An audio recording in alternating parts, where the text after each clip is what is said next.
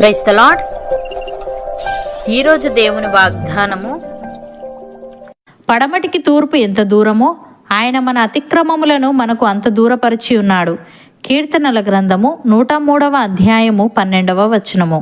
సహోదరి సహోదరులారా, ఈ వాక్యం దేవుని యొక్క అపారమైన క్షమాగుణాన్ని మరియు ఆయన మన పాపాలను ఎలా తుడిచివేస్తాడో అనే దాని గురించి అద్భుతమైన రీతిలో వివరిస్తుంది.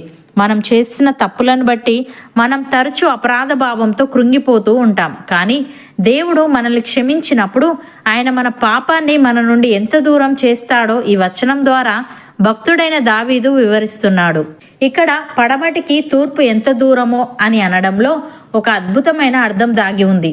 మనం ఉత్తర ధ్రువం నుండి బయలుదేరి దక్షిణ ధ్రువం వైపు వెళ్తే ఒకానొక సమయంలో దక్షిణ ధ్రువానికి చేరుకుంటాం. అక్కడ నుండి మళ్ళీ ఉత్తరానికి ప్రయాణం మొదలవుతుంది. అంటే ఉత్తర దక్షిణాలకు ఒక అంతం ఉంది. కానీ మీరు తూర్పు వైపు ప్రయాణం మొదలు పెడితే మీరు ఎంత దూరం వెళ్ళినా అది తూర్పుగానే ఉంటుంది. అది ఎప్పటికీ పడమరగా మారదు. తూర్పు పడమరలు ఎప్పటికీ కలుసుకోవు. దేవుడు మన పాపాలను మన నుండి అంత దూరంగా పంపేశాడని దీని అర్థం. చాలా మంది పాప క్షమాపణ పొందిన తర్వాత కూడా నేను గతంలో తప్పు చేశాను కదా అని బాధపడుతూ ఉంటారు. కానీ ఈ వాక్యం మనకు ఇచ్చే భరోసా ఏంటంటే, దేవుడు మన పాపాలను దూరపరిచాడు అంటే ఆయన వాటిని ఇక ఎన్నడూ మనపై మోపడు. ఉదాహరణకు, ఒక నల్లబల్ల మీద పాత లెక్కలు లేదా రాతలు ఉన్నప్పుడు వాటిని డస్టర్తో తుడిచేస్తే మళ్ళీ ఆ రాతలు కనిపించవు. దేవుడు మన అతిక్రమాలను అలా తుడిచివేసి మన జీవితాన్ని ఒక కొత్త తెల్ల కాగితంలా మారుస్తాడు. మనుషులుగా మనం ఒకరిని క్షమించినా వారు చేసిన తప్పును అప్పుడప్పుడు గుర్తు చేసుకుంటాం. కానీ దేవుని క్షమాపణ అద్భుతమైనది. దేవుడు మన అతిక్రమములను దూరపరిచాడంటే ఆయన వాటిని మర్చిపోవాలని నిర్ణయించుకున్నాడని అర్థం. దేవుడు మనల్ని క్షమించి వదిలివేయడమే కాదు, ఆ పాపపు జ్ఞాపకాలను, ఆ పాపపు శిక్షను కూడా మన నుండి పూర్తిగా తొలగిస్తాడు. ఒక్కసారి దేవుడు మనల్ని క్షమించాడంటే ఆ తర్వాత మళ్ళీ మనం ఆ పాపం గురించి భయపడాల్సిన అవసరం లేదు. ఎందుకంటే ఆయన దృష్టిలో మనం ఇప్పుడు పవిత్రులం. సాతాను మన పాత పాపాలను గుర్తు చేస్తూ మనల్ని భయపెట్టవచ్చు. కానీ దేవుడు వాటిని తూర్పుకు పడమరంత దూరం చేసేశాడు. అవి ఇక మన చరిత్రలో లేవు. భక్తుడు ఈ విధంగా అంటున్నాడు, దేవుడు కరుణా సంపన్నుడై ఉండి మనము మన అపరాధముల చేత చచ్చిన వారమై ఉండినప్పుడు సైతము మన ఎడల చూపిన తన మహాప్రేమ చేత మనలను క్రీస్తుతో కూడా బ్రతికించెను. కృపచేత మీరు రక్షింపబడి ఉన్నారు.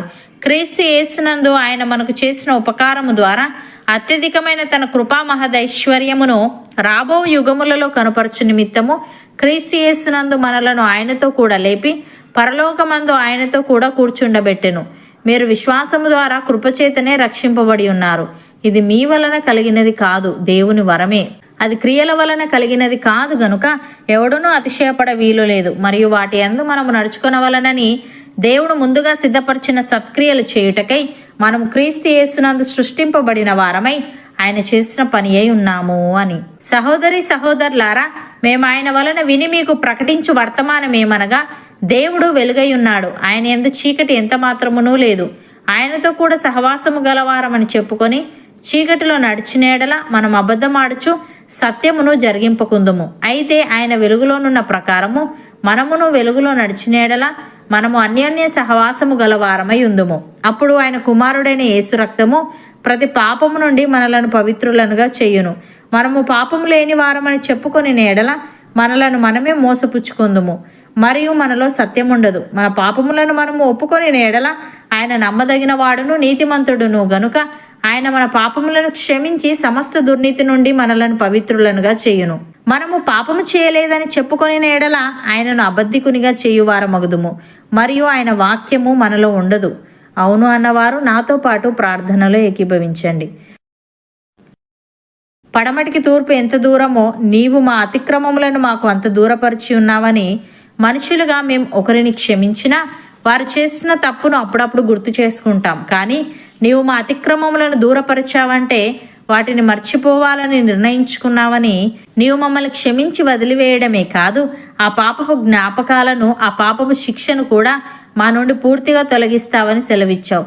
తను నీకు స్తుతులు దేవా. మేము ఒప్పుకొని విడిచిపెట్టిన తర్వాత మళ్ళీ ఆ పాపం గురించి భయపడకుండా నీ వాగ్దానాన్ని నమ్మి వాటి యందు మేము నడుచుకొనవలనని నీవు ముందుగా సిద్ధపరిచిన సత్క్రియలు చేసే వారంగా ఉండుటకు సహాయము దయచేయమని, నీతో కూడా సహవాసము గలవారమని చెప్పుకొని చీకటిలో నడిచిన ఎడల మేము అబద్ధమాడుచు సత్యమును జరిగింపకుందుము గనుక నీవు వెలుగులోనున్న ప్రకారము మేమును వెలుగులో నడుస్తూ నీతో అన్యోన్య సహవాసము గలవారమై ఉండుటకు కృపచూపమని అనేకులకు ఆశీర్వాదకరంగా నీకు మహిమకరంగా మాలో ప్రతి ఒక్కరి జీవితాన్ని నీవే మార్చమని యేసుక్రీస్తు నామమున ప్రార్థిస్తున్నాము తండ్రి.